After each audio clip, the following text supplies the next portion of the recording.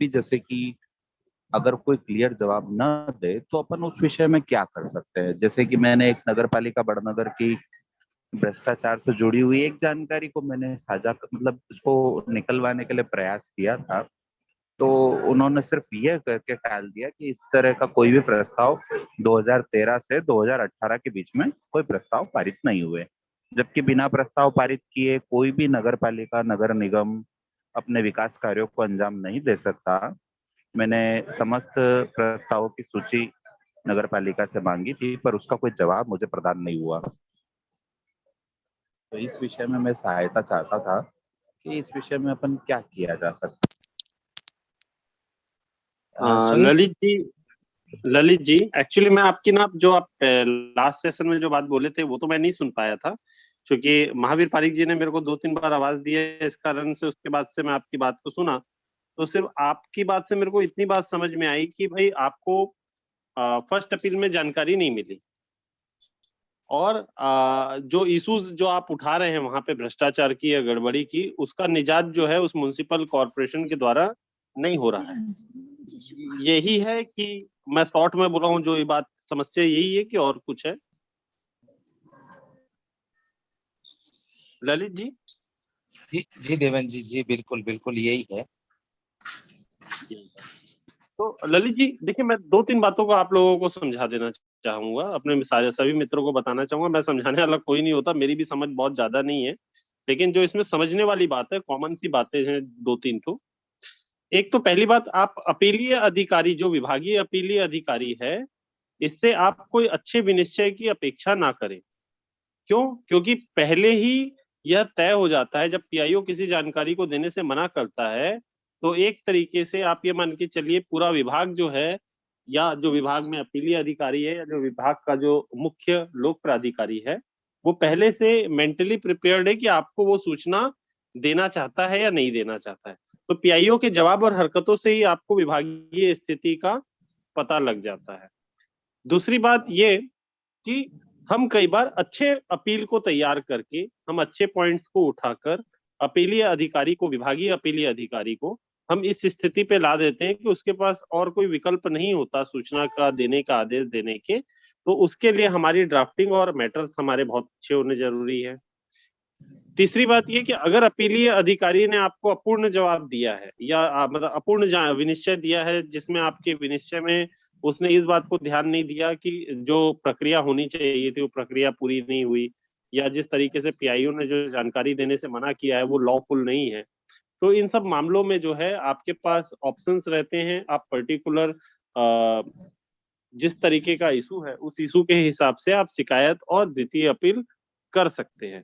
लेकिन मुद्दा ये है कि इतना सब करने के बाद भी सूचना के अधिकार अधिनियम से किसी भी तरीके के भ्रष्टाचार में कोई कमी नहीं आती है।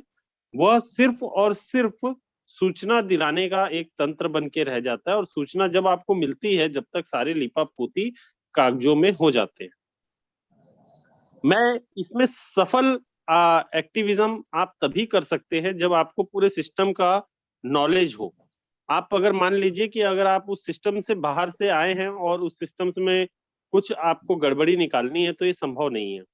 अगर आप उसी सिस्टम का हिस्सा है, जैसे कि अगर मान लीजिए कि मैं उसी सिस्टम में रह के काम कर रहा हूँ, तो आपका जीना दुश्वार कर देंगे ये लोग। आप अपना काम नहीं कर सकते और आपको ऐसी स्थिति में लाके खड़े कर देंगे कि आपको उस लड़ाई को लड़ना मुश्किल हो जाएगा। और आप अगर उस सिस्टम के अंदर नहीं है, तो आप कतई जो है उस सिस्टम से नहीं लड़ पाएंगे।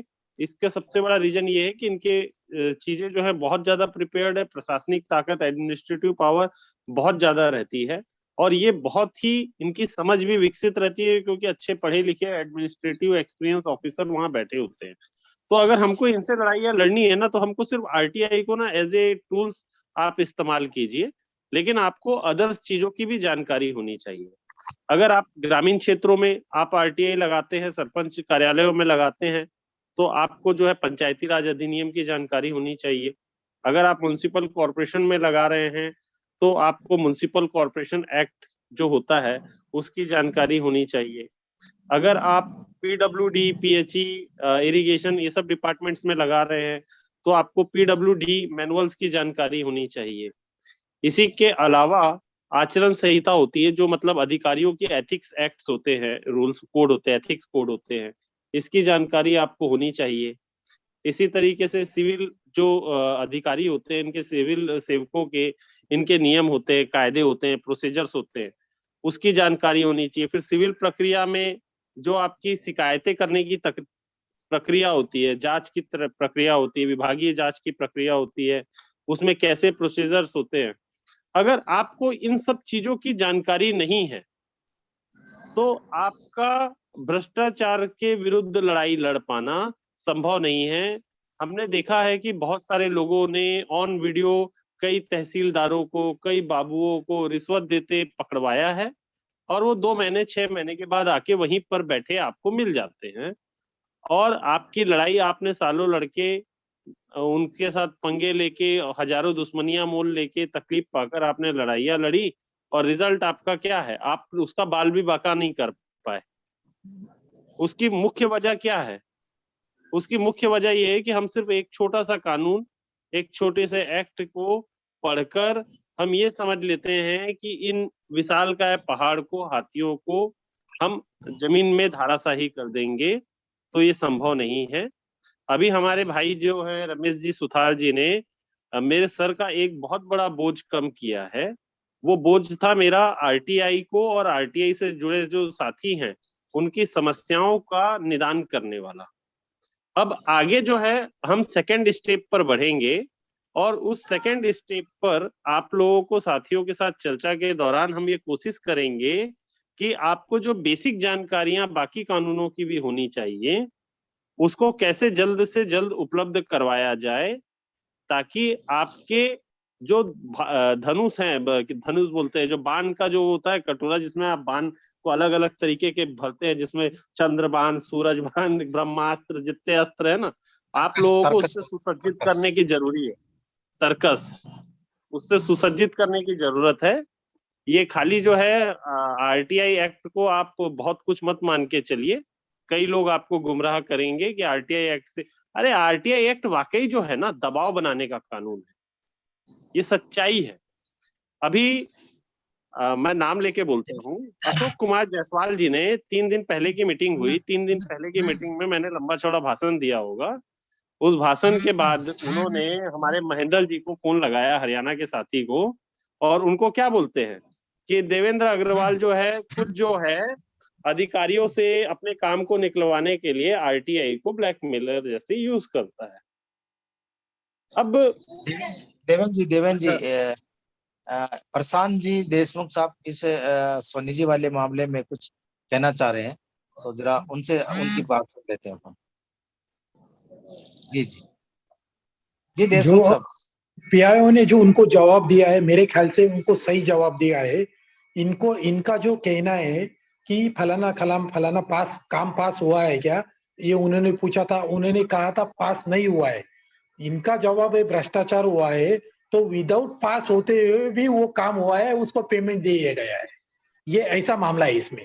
तो पीआईओ ने जो जवाब दिया वो सही दिया है। विदाउट परमिशन का ये लोग काम किया है और उसको पेमेंट कर दिया है, उसकी जानकारी निकाली ये फाइल का। वो स्पेसिफिक फाइल मांगे, उन्होंने जो प्रश्नावली डाला था उसको पीआईओ ने जो जवाब दिया है मेरे ख्याल से वो पूरा सही दिया है, इसलिए वो गड़बड़ हो रही। मैं थोड़ा सा इसके अंदर और विस्तार से जानकारी देना चाहता हूँ, क्योंकि मैं एक लॉ का एक स्टूडेंट भी हूँ, तो इस चीजों को पढ़ना, इस चीजों को समझना मेरी आदत है। तो जब भी कोई आरटीआई में लगाता हूँ, जैसे अभी महावीर, जैसे भाई साहब ने भी बताया थोड़ी देर पहले कि पहले आरटीआई की पहले उसकी डिटेल जानना बहुत जरूरी है। मैं आपकी बात से 100% सहमत हूँ। मैंने मध्य प्रदेश के कामकाज के अधिनियम के 2005 से लेके 2015 तक जितने भी गजेटेड नोटिफिकेशन जो मध्य प्रदेश सरकार ने निकाले हैं, उनको बहुत बारीकी से अध्ययन किया। उस अध्ययन के आधार पर मैंने 2005 का एक नियम ढूंढा, मध्य प्रदेश कामकाज अधिनियम प्रक्रिया 2005। उस अधिनियम के पॉइंट की 110 पेजों की प्रति मैंने पूरी तरीके से पढ़ाई की। उसके बाद में उसमें मैंने उसके अंदर पाया कि कोई भी अध्यक्ष या कोई भी निकाय जब तक अपने सारे प्रस्तावों को पारित नहीं कर देती, जब तक उसको लागू नहीं कर सकती। मैंने 2013 से 2018 तक के सारे पारित प्रस्तावों की सूची मांगी थी, और वही मैं ये एक कहना बहुत चाहता बड़ी हूँ बात आपसे है कि सर जी। उन्होंने नहीं दी।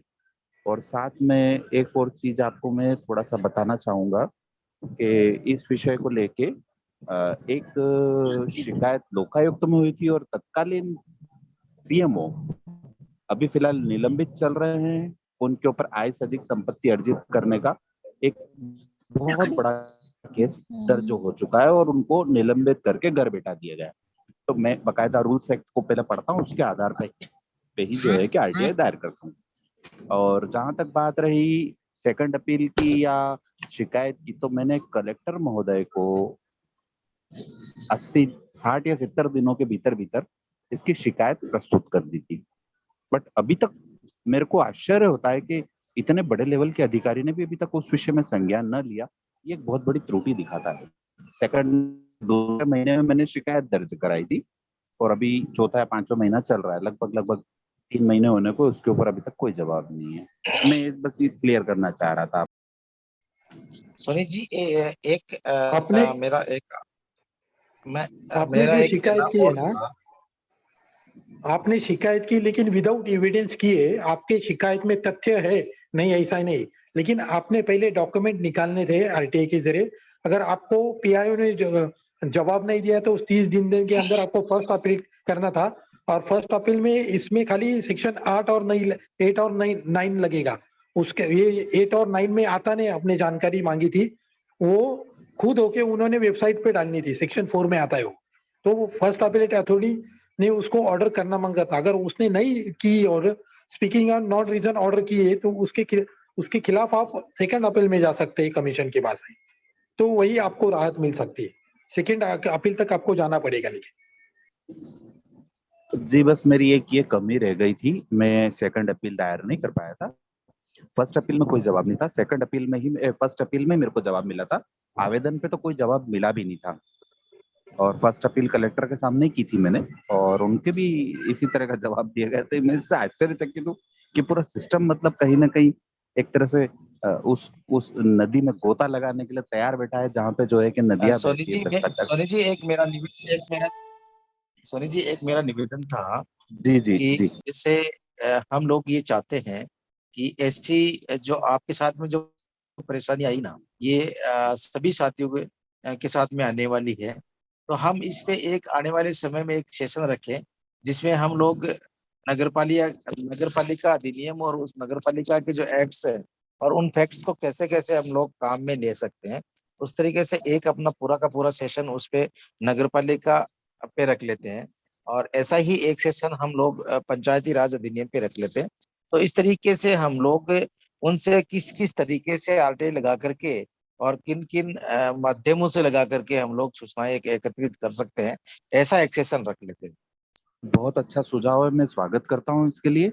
और जहां तक मेरे जैसा सवाल रहा है या मेरे जैसी कोई हेल्प रही, मैं निश्चित आपकी जितने मैंने अध्ययन किया है उसको मैं आपके साथ साझा जरूर करूंगा। इस तरह के अगर कोई सेशन होते हैं बिल्कुल सर, तो मैं बिल्कुल हम लोग पार्टिसिपेट सब कर। मिलकर के ही हम सब लोग जी मिलकर के जी एक जी। एक बिंदुओं को जोड़ करके ही इन चीजों से निजात पा सकते हैं। अन्यथा ये जो भ्रष्टाचारी है ना, ये संगठित लोग हैं और हम लोग असंगठित हैं। हमारा कोई संगठन में या हमारा एकत्रित होने में शायद मेरे हिसाब से कई वर्ष लग जाएंगे, क्योंकि हमारे साथ में जो ईगो है ना, उस ईगो का अभी छंटवारा हुआ नहीं है। तो हम चाहते हैं कि हम लोग सभी साथी वन बाय वन, एक एक point, one two one, step two step आगे बढ़ेंगे तो ही पॉसिबल होगा, अदरवाइज नहीं होगा। अब मैं नरेंद्र जी गोगोया से निवेदन करूंगा कि वो कुछ कहना चाह रहे हैं, अपने हैंड रेज कर रखा है। उसके बाद में संदीप कुमार जी और सुरेश मौर्य जी।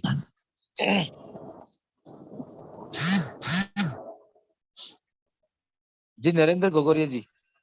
नमस्कार सभी साथियों को। जी नमस्ते सर, नमस्ते। मेरा कहना है, मैं 2015 से आरटीआई लगा रहा हूँ, और जितना मेरे को नॉलेज है, पहले तो मैंने क्या है कि जो संविधान, जो कॉन्स्टिट्यूशन है उसकी पुस्तक पढ़ी मैंने, लक्ष्य की। और उसके बाद में मैंने आरटीआई हिंदी वर्जन में और इंग्लिश वर्जन में अध्ययन किया। फिर मैंने वहाँ उसी हिसाब से ये आरटीआई लगाना शुरू किया। और जैसे आप ये देवेंद्र जी अग्रवाल जी सर बता रहे हैं कि हर डिपार्टमेंट से संबंधित जो भी है उसकी सूचना पढ़नी चाहिए, वैसे ही मैंने पढ़ के साइट के ऊपर आईटी से संबंधित, और फिर उसी हिसाब से जो मैं तो ग्राम पंचायत से संबंधित रिलेटेड करता हूँ लगभग। परंतु जो ई प्लानिंग जो गवर्नमेंट ऑफ इंडिया की जो वेबसाइट है उनमें से वहां से डाटा उठाता हूँ, और ग्राम पंचायत में कितना विकास हुआ है कितना नहीं हुआ है वो पूरी डिटेल निकाल के फिर उसमें आरटीआई लगाते हैं, कहाँ काम हुआ है कहाँ नहीं हुआ है। फिर उसी हिसाब से अपन सूचना लेते हैं। फिर हम आगे की प्रोसेस करते हैं, या तो लोकायुक्त में सूचना करते हैं, अगर ज्यादा ही परेशानी करते हैं तब हम एंटी करप्शन ब्यूरो में शिकायत करते हैं। परंतु एंटी ब्यूरो में शिकायत करने के बाद में भी कुछ कह रही थी कि एफआर लगा देते हैं। एफआर की स्थिति में वहां है कि जब तक अपन को जानकारी नहीं होती है उसी स्थिति में एफआर लगाई जाती है। हम हमने फिर आगे के लिए कई डिपार्टमेंट में आरटीआई लगाई थी और उस हिसाब से हम आगे चल रहे थे। और सर मैं एक सुझाव लेना था, कल मैंने अपने जो ग्रुप में है वो ग्राम पंचायत से संबंधित जो रिलेटेड है उसमें कंटिन्यू लगातार 2 बार सभी वार्ड पंच निर्वाचित सदस्य गैर हाजिर होने के बावजूद भी 2 मीटिंगों में नहीं पहुंच पाए हैं। तो तीसरी में या उनमें ये ग्राम विकास अधिकारी का कोई दायित्व बनता है या नहीं बनता है, इसके बारे में मैंने आपसे सुझाव लेने के लिए विचार रखे थे।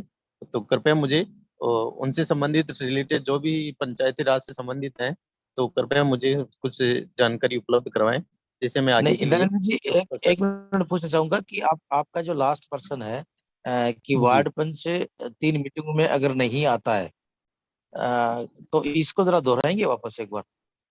सर, मैं ये कह रहा था कि ग्राम पंचायत में ग्राम सभा में ग्रामीणों ने दोनों मीटिंगों में उपस्थित होके गए, तो वहां पे सरपंच महोदय पहली मीटिंग में उपस्थित नहीं था, दूसरी मीटिंग में उपस्थित हुआ, उसमें ग्राम विकास अधिकारी मौजूद था। और लगातार बाकी के जो शेष निर्वाचित सदस्य जो वार्ड पंच हैं 9, तो वो दोनों मीटिंगों में लगातार उपस्थित नहीं हुए। तो उस स्थिति में अपन क्या कार्रवाई कर सकते हैं, क्या नहीं कर सकते? सर मैं आपको बताऊं, ग्राम सभा की जो मीटिंग होती है उस ग्राम सभा की मीटिंग लगभग सभी जगह अपूर्ण होती है। ग्राम सभा का नियम होता है कि उस ग्राम पंचायत के 1/3 लोगों के वहां उपस्थित होना जरूरी है किसी भी कार्य को स्वीकृति दिलवाने के लिए। लेकिन ये सिर्फ खाना पूर्ति करते हैं। ये लोग वहां पे जाकर के और घर घर घूम करके और उन लोगों के साइन करवा करके उसकी खाना पूर्ति करते हैं।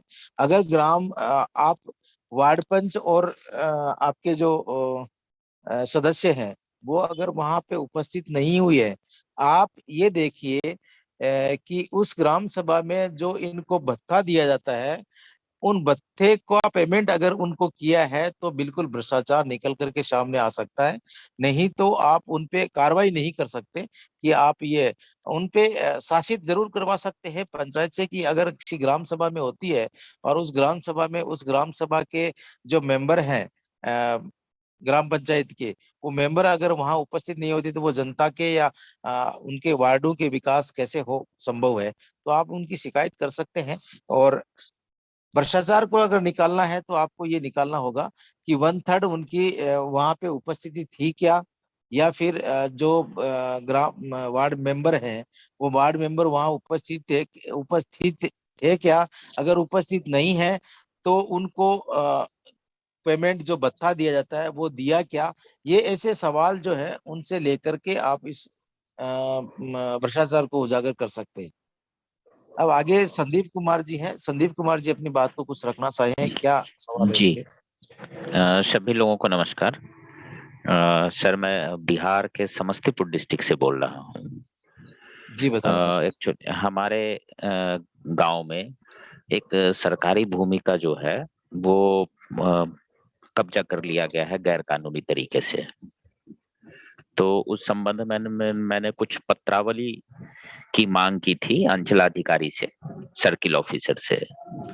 तो सर्किल ऑफिसर ने निर्धारित 30 दिनों की अवधि में तो किसी भी पत्रावली का कोई भी जवाब नहीं दिया। मैंने आरटीआई के द्वारा जानकारी मांगी थी, कोई जवाब नहीं दिया। फिर मैंने फर्स्ट अपील फाइल किया। तो फर्स्ट अपील फाइल किया तो उसके बाद उनके द्वारा जानकारी उपलब्ध कराई गई और एक ही जानकारी दी गई, जबकि उसमें 3-4 पत्रावली का जिक्र है। तो उन्होंने कहा एक बार में एक ही सूचना दी जाएगी, अगर और भी पत्रावली आपको चाहिए तो उसके लिए फिर से अलग से आपको आरटीआई फाइल करना पड़ेगा, अलग से आवेदन देना पड़ेगा। ये संदीप तो कुमार मैंने जी जो आपको लिखित में दिया है क्या आपको? जी आपको लिखित ये में जो बस उन्होंने जी कि लिखित में आपको एक बस ही उन्होंने जानकारी दी जाएगी, ऐसा लिखित में दिया नहीं, है क्या? बस उन्होंने कहा और लिखित में उन्होंने दिया कि सूचना क्रमांक 1 की जानकारी उपलब्ध कराई जा रही है। रिटन में उन्होंने तो बिल्कुल वो इसमें लेटर तो दे दिया, वो पत्रावली दे दिया और सूचना क्रमांक 1 दिया, बाकी की जानकारी उन्होंने उपलब्ध नहीं करवाई। मैंने जो आरटीआई फाइल किया था वो मैंने अभी लीगल एम्बिट के ग्रुप में पीडीएफ फॉर्मेट में शेयर किया है और फर्स्ट अपील भी मैंने शेयर किया है। तो अगर उसको देखने से कुछ मदद मिले आप लोगों को और कोई जानकारी हमें उपलब्ध कराएं कि ऐसा कोई उपलब्ध संदीप कराई कुमार जी जाएगी आप एक बार में।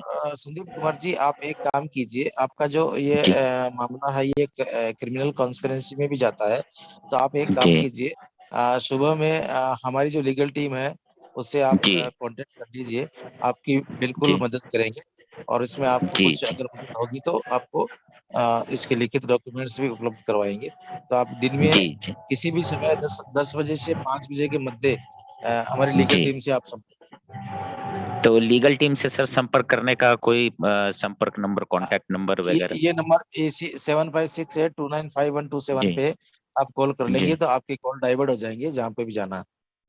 अच्छा जी जी जी ठीक है सर। और ये जो मतलब ऐसा उन्होंने जो जवाब दिया कि एक ही जानकारी दी जाएगी, क्या उन्होंने कानूनी रूप से सही जवाब दिया है या गलत नहीं, है वो? कानूनी रूप से वो बिल्कुल गलत जवाब दिया है। अगर किसी हम्म भी आवेदन में अपनी सूचनाएं हम्म हैं अगर आधी और अधूरी हम्म दी है तो बिल्कुल हम्म उसके लिए हम लोग जिस तरीके से जो स्टैंड यूज कर रहे हैं उसमें बिल्कुल हम्म, उनपे 166 और 166 एक ही लागू होता है। और अगर आपने जी प्रथम अपील दायर की है और उसमें अगर प्रथम जी। अपील अधिकारी ने भी कोई जवाब नहीं दिया तो नहीं, 217 उन पे भी लागू होता है। प्रथम अपीलीय अधिकारी ने वो आवेदन ट्रांसफर कर दिया सर्किल ऑफिसर के पास और उन्होंने कहा कि जानकारी उपलब्ध करा दी जाए। उसके बाद उन्होंने जो जानकारी उपलब्ध कराई उसमें बस एक ही जानकारी थी, बाकी पत्रावली उन्होंने नहीं दी, ये कहते हुए कि आपको जानकारी। वो ट्रांसफर नहीं करते, प्रथम अपील अधिकारी आदेशित हाँ करते हैं। हाँ, उनका बस आदेशित काम किया होता है कि उन्होंने। आपको क्या, जी हाँ बिल्कुल जी आदेशित किया तो उस आदेश की पालना नहीं की। आप उनको एक बार फिर लिखिए कि आपके पत्र हम्म क्रमांक इतने इतने के अनुसार हम्म आपने आदेशित किया था सर्किल ऑफिसर को, लेकिन सर्किल हम्म ऑफिसर ने हमारी सूचना आधी अधूरी दी है। इसलिए हम्म आपके जो आदेश है उस आदेश को हम्म पूर्णतया पूरा करने के लिए आप एक बार आदेशित करें और अन्यथा अन्य हम्म, पे कानूनी कार्रवाई करें। तो उस जी पे जाकर के आर कानूनी कॉन्फ्रेंस बन जाएगी उनकी। जी आरटीआई में तो ऐसा कोई रूल या कोई धारा तो नहीं है जिसके द्वारा ये कहा जा सके कि एक ही विषय की जानकारी आपको दी जा सकती है? ऐसा ऐसा कहीं पे भी नहीं लिखा है कि कहीं पे भी आपको नहीं एक लिखा ही है। दी जाएगी। बिल्कुल जी जी जी जी जी जी बहुत बहुत जी सुबह सुरेश मौर्य जी।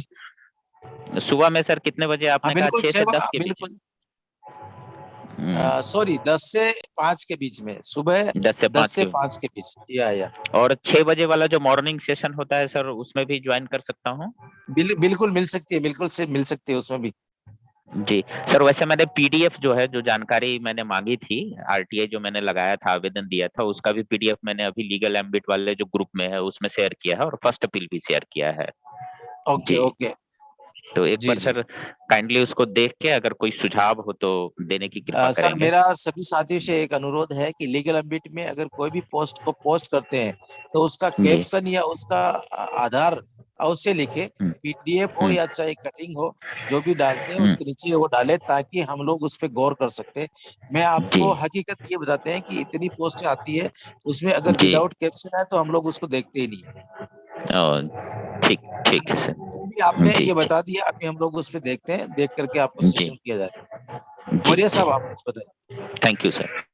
मेरा कहना है सर, मैंने एक आरटीआई डाला हुआ था डिपार्टमेंट के अंदर। डिपार्टमेंट के जो इंजीनियर हैं, आयोग को उन्होंने ऐसा लेटर लिख के दिया है कि मैं एक पेपर का मालिक हूँ और अपने पेपर का प्रमोशन के लिए मैं आरटीआई डालता हूँ, और उसके लिए मतलब मुझे जानकारी न मिलने पर मैं एफआईआर करने के लिए डिपार्टमेंट को मैं मेल करता हूँ।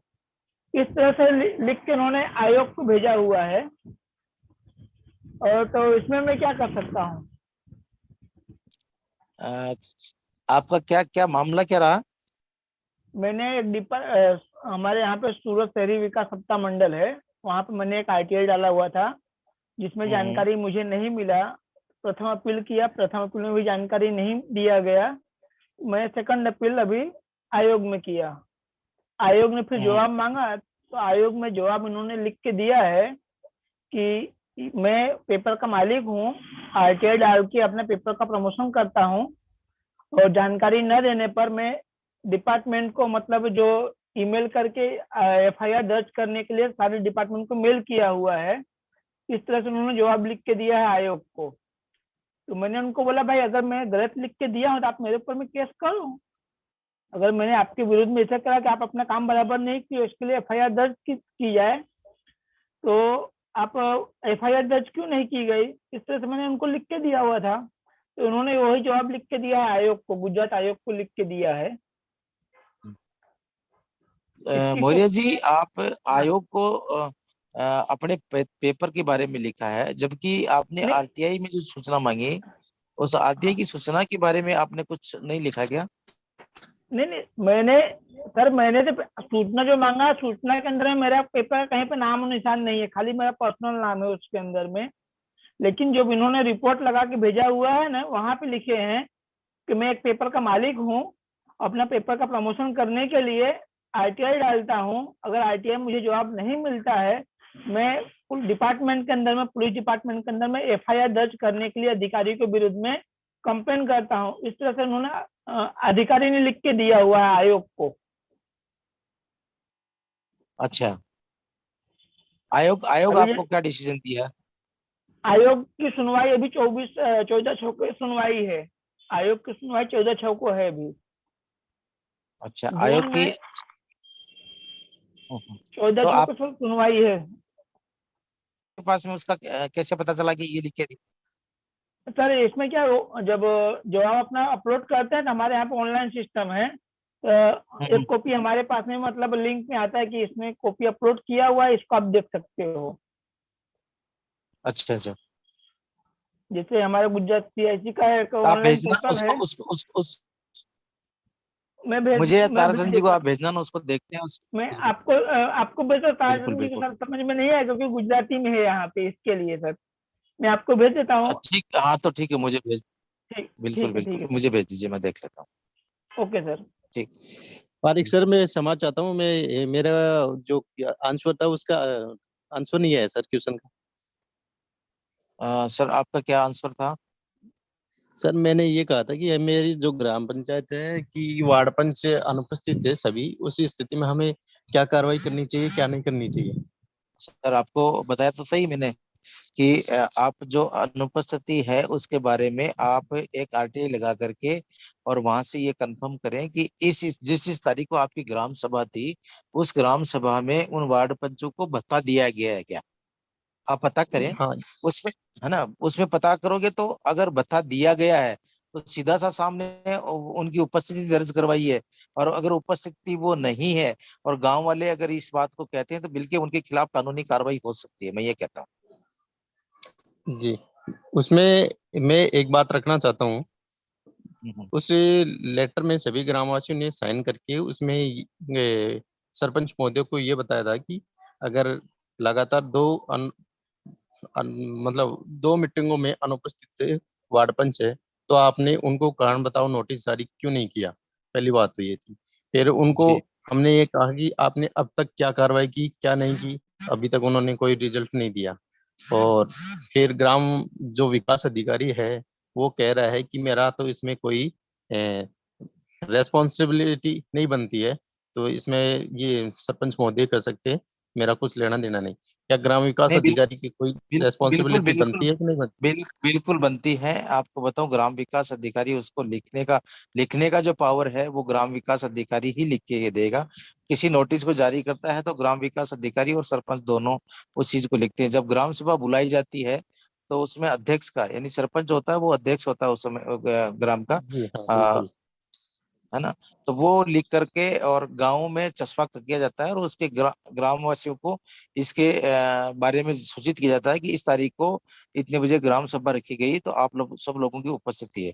आप उसमें ये भी कंफर्म करिए नरेंद्र जी कि ग्राम सभा में जो प्रस्ताव लिए गए हैं वो प्रस्ताव कौन कौन से थे और उन प्रस्तावों के प्रस्तुतिकरण में कितने लोग वोटिंग हुई है। एक्चुअली वोटिंग बोले तो सिग्नेचर है। 1/3 आपकी ग्राम पंचायत की जो जनसंख्या है, उस जनसंख्या का 1/3 जो वोटिंग होती जी, है ना आपकी, वोटिंग का वन जी, थर्ड 1/3 जब तक वहां सिग्नेचर नहीं होता है किसी ग्राम सभा में उस प्रस्ताव को पारित नहीं किया जा सकता। लेकिन ये लोग उस जी, चीज को पूरा करके, जहाँ घर घर घूम करके और ये किसी भी तरीके से साइन करवा करके वो अपना कॉलम जो है वो पूरा कर लेते हैं। अब उस कॉलम में जिस वार्ड पंच का अगर कोई प्रस्ताव लिया गया है और वो वार्ड पंच अगर वहां पे नहीं है तो उस पे भी बिल्कुल कार्रवाई हो सकती है।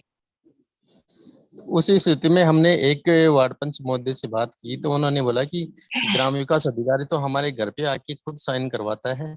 अभी मैंने जो ई प्लानिंग के जो गवर्नमेंट ऑफ इंडिया की जो साइट है, मैंने उसमें से डाटा उठा के देखे तो उसमें से प्रस्ताव भी लिए हुए हैं और उनका पेमेंट भी गबन किया हुआ है।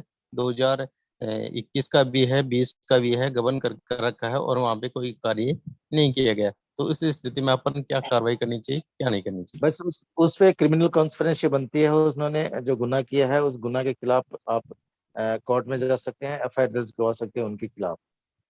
जी सर, थैंक यू सर। और कोई साथी अपनी बात को रखना चाहे, हमारे पास में अब मात्र 4 मिनट है। अगर कोई साथी अपनी बात को रखना चाहे बिल्कुल रख सकता है।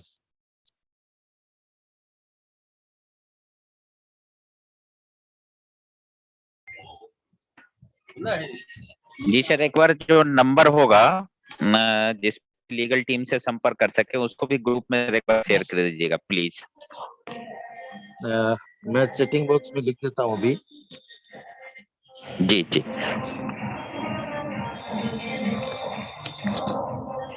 चैटिंग बॉक्स में। आपको लगभग सभी साथियों को बड़ी खुशी होगी कि हम जी लोग 15 जून को अपनी वेबसाइट का विमोचन करेंगे और उस वेबसाइट के जी विमोचन सर, पे वो आपको वो वेबसाइट जो लीगल एम्बिट वाला है उस पे मैं तो रजिस्टर्ड हो चुका हूँ, लेकिन वहां पे वो पेमेंट वाला जो एक ऑप्शन है वो सही से काम नहीं कर रहा था। सर मैं आपको बताऊं, अभी हम लोगों ने पेमेंट का ऑप्शन रखा ही नहीं है। वो जो रखा गया है अभी जी तक हमने उसको एक्टिव ही नहीं किया है। जी वो जी जी वो जी। हाँ, उन साथियों के लिए रहेगा जो जी साथी अगर कोई लीगल अगर कोई जानकारी लेना चाहे और लीगल जी अगर जी। वहां पे अपन करें तो उसके माध्यम से जो रजिस्टर्ड होगा साथी या उसका जो जी सदस्य होगा तो उनको जी। लगभग जो कोर्ट के फीसेज है उसके अकॉर्डिंग ही उनको सूचनाएं उनकी जो मदद है वो कर दी जाएगी। जी जी तो ये इस तरीके से जी।